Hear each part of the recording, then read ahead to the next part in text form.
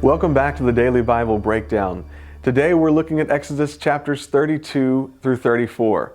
And things are a lot more exciting in these chapters, especially by comparison to what we've been reading the last few days.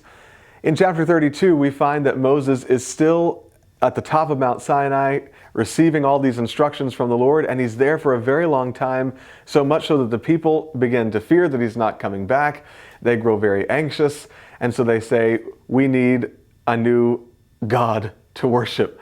And so Aaron, unfortunately, honors their request, has them take the earrings and melt down the gold, and he creates a golden calf for them to worship. And he says, here's the God that brought you out of Egypt. It's just incredible to think how quickly they would turn from the true God to idols. But this is just a foreshadowing of what their history would be. Unfortunately, they would struggle with idolatry many, many more times. While Moses is up in the mountain, all of this is going on. God, of course, knows that's happening. He tells Moses what's happening, and he tells them that he's going to destroy them for it. But Moses intercedes on their behalf. He says, don't kill them. What will all the people around say if they hear that you brought them out of Egypt and then killed them here in the wilderness? Don't do that. He prays on their behalf.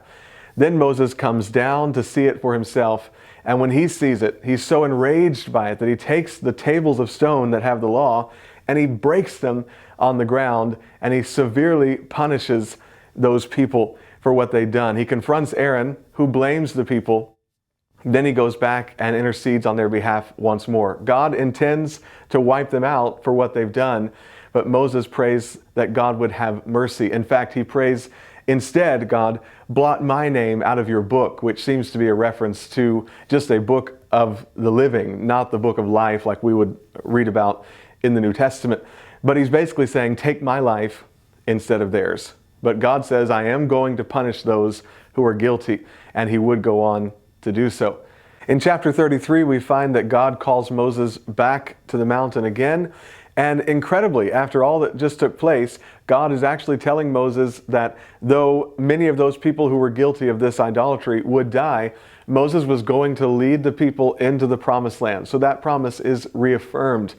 But Moses wants some certainty. Moses says, if we're going, you have to go with us. I'm not going anywhere unless your presence goes with us. And God promises that he would be with them. But Moses wants even more proof. Moses makes this bold prayer. He says, show me thy glory. I want to see you, God.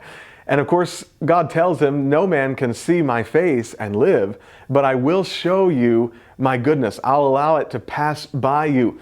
And so he was going to hide Moses in a cleft of the rock and then pass by him on the mountain. And as he was going away from him, Moses would be able to see from behind the glory of God. And Moses is the only person who had this incredible opportunity to do something quite like that. Moses comes back down from the mountain, and he is reaffirming with the people here in chapter 34 the covenant that God had made with them.